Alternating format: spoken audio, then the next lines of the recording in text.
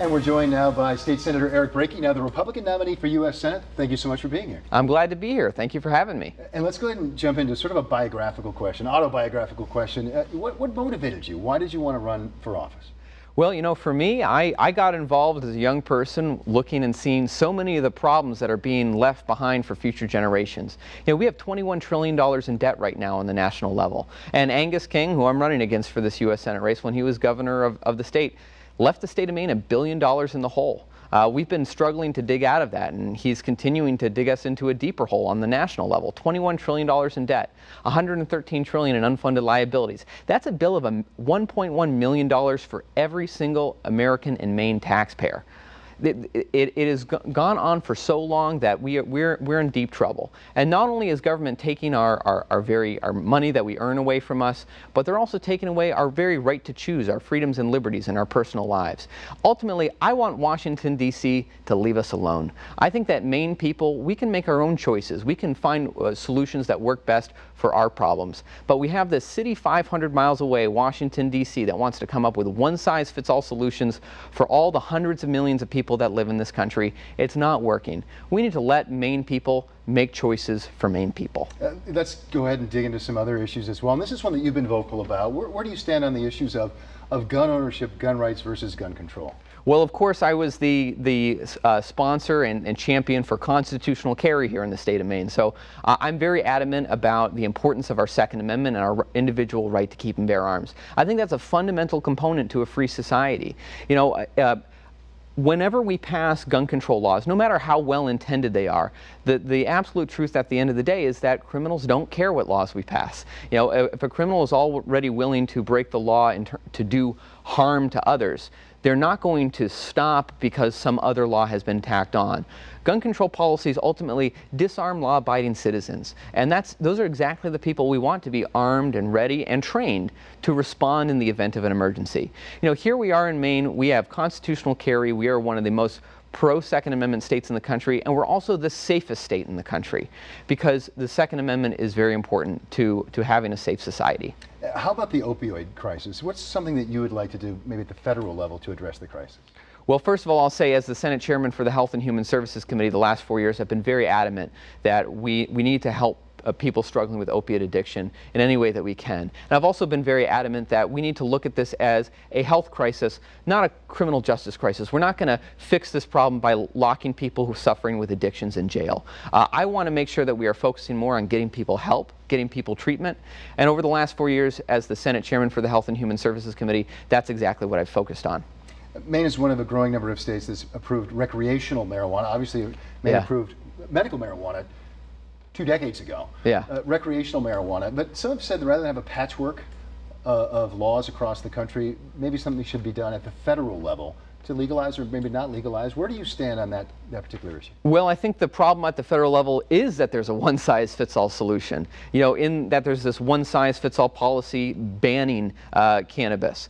And, you know, you actually look in our Constitution under Article 1, Section 8, the delegated powers we gave to Congress, they don't have any authority for this. This is something that should be decided on the state level. And the Maine people have decided on the state level. I support the States Act, which is something with bipartisan support from Cory Gardner in Colorado and President Donald Trump to Democrats on the other side of the aisle. The States Act would simply allow the states to make their own choices. Maine people have decided. You know, states like Alabama or Mississippi may never make the same choice that we do here in Maine, and that's fine. We should be able to make our own choices here in Maine. Tariffs are something that have been a hot button issue right now, certainly as well. Where do you stand on the issue of tariffs, and ultimately do you believe that they will help or hurt the economy both in the country and in Maine? Well, I think certainly that tariffs have short-term harms. I think certainly when we are engaged in a trade war, we're seeing some of those short-term harms in other countries doing retaliatory tariffs and the back and forth here. But I do think that there's some cause for optimism. I mean, we're seeing that as President Trump has used tariffs as a stick to try to get other countries to the negotiating table, we're seeing other countries come to the negotiating table. Now we're having new trade deals worked out with the UK, new trade deals worked out with Mexico. The trade deal that's being worked out with the European Union is especially interesting because it looks like we might be arriving at a place where we're bringing down tariffs on both sides. So we're going to have more free trade and more fair trade, and that would be an improvement for all sides. The border security issue is certainly one that comes up, and Maine is a border state. Yeah. Where do you stand on, President Trump's been very active when it comes to border security, talking about building the wall. Immigration issues have come up. Talk about your stance on border security and immigration issues. I'm the only candidate in this race who believes in secure borders. I think that we have to secure our borders for a number of reasons. First of all, it's just obvious that you can't have open borders in a welfare state.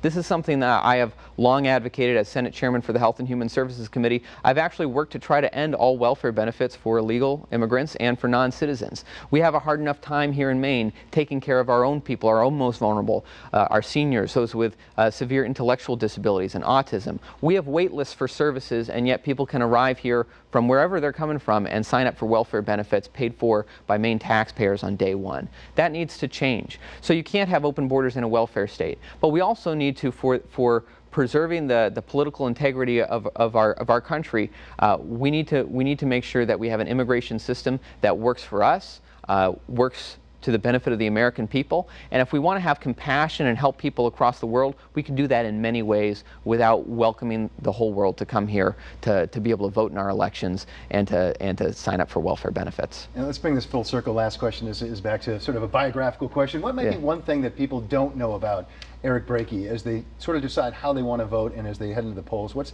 something that people don't know about you that might sort of enlighten them? Let me think about that for a moment.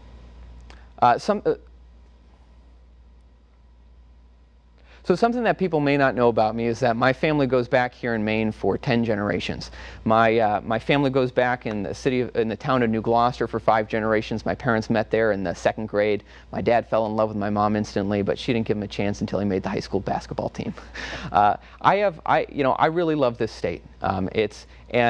And sadly, when my parents graduated from college, they looked for where there were job opportunities here in Maine, and they just weren't there. They ended up moving away. Now, every year of my life, I've come back to Maine. All my family roots are here, and I love this state. And I want to see that every young Maine person, when they are finished with their education, can find a job here in Maine. They don't need to go, they don't need to leave their family behind to go find opportunities abroad. I think that that's something that we have struggled with in the state of Maine for decades, and it's something that needs to change. We need a stronger economy here, and that means we need lower taxes, we need more jobs, we need more opportunity. Eric Brakey, the Republican nominee for U.S. Senate, thanks so much for joining us. Thank you very much.